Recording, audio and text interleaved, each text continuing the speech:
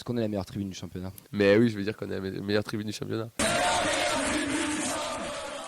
Et nous allons commencer cette émission par une triste nouvelle, le décès d'Adrien, membre impliqué des Indians Toulouse en 93. Nous nous associons bien sûr à la vague de soutien et présentons nos condoléances à sa famille, à ses proches ainsi qu'aux Indians.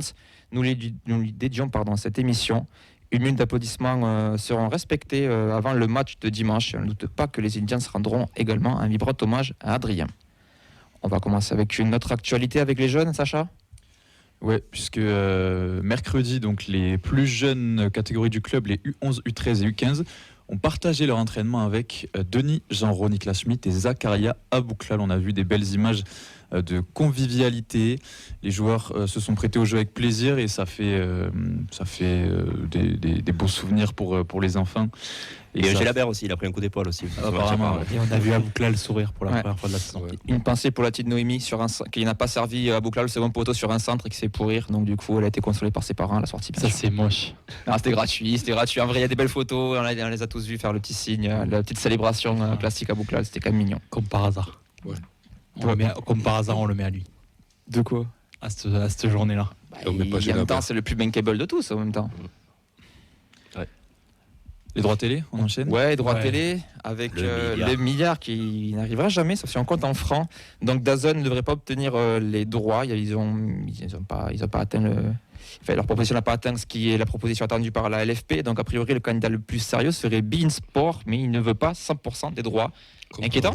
Le retour de la Ligue 1 sur France 2, ça y est. Allez, ça y sur est. La télé la publique. division 1. Si on pouvait avoir tout sur une même chaîne, ça serait déjà bien. J'y crois. Et gratuit. Sur beIN. Je pense que c'est DAZN avec un peu un léger avantage, quoi. Mais pourquoi pas beIN, hein. Ça nous rappelle des belles années de Ligue 1, beIN. Hein. C'est les dernières années de Ligue 1. Ou quand on était en Ligue 2, quand on suivait effectivement TF sur beIN. Ouais, exactement. Après, il y a aussi l'avantage peut-être de pouvoir tout centraliser sur une seule plateforme aussi. C'est quand même plus cool que... Bon, on va dire que la meilleure moyenne de voir la Ligue 1 Sur au même Eurosport endroit, 360. c'est tous les week-ends d'aller au stadium. J'aurais pas dit mieux, félicitations. Eurosport 360, c'est non, avec les magnifiques caméras d'Eurosport. Je sais pas, pour leur rendre hommage, peut-être ça me manque un petit peu. Donc, Ouais, ça sera à suivre. Le programme du week-end, la Fabrique Violette.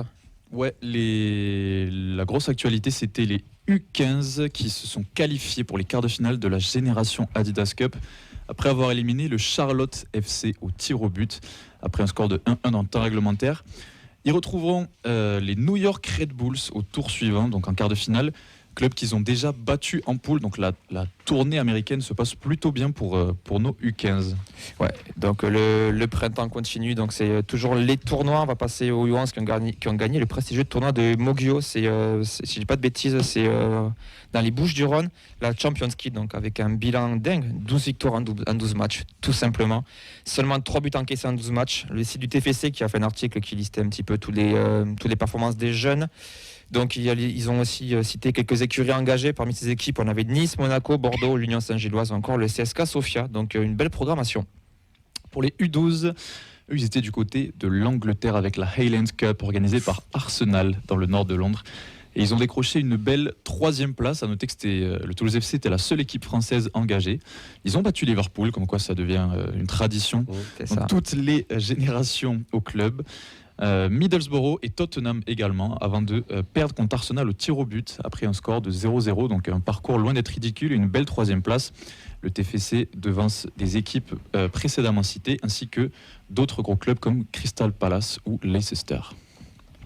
Voilà, donc pour les tournois pour les jeunes, à passer maintenant à l'académie et aux féminines. Donc déplacement pour la N2A hier, ça sera samedi à 18h. Hier qui est 7e, le TFC qui est malheureusement toujours lanterne rouge. Les U19.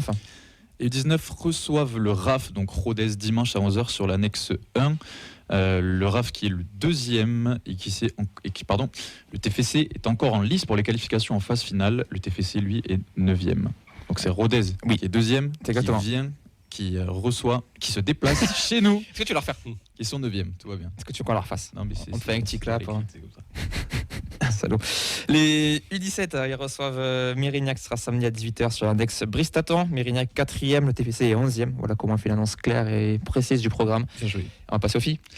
Ouais, les féminines avec tout le monde au repos, sauf les U23, donc la R1, qui va elle aussi jouer contre la réserve du RAF en D2. Donc ce sera samedi à 20h30. Le TFC est deuxième, Rodez troisième, donc match à enjeu dans cette R1 féminine.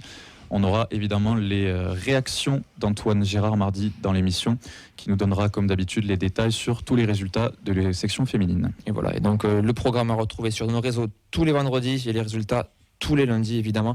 Je vais ajouter une précision, ça m'a été mis en commentaire sur le live, apparemment ça sera pour un hommage à Adrien, ce sera 1 minute de silence et pas 1 minute d'applaudissement apparemment.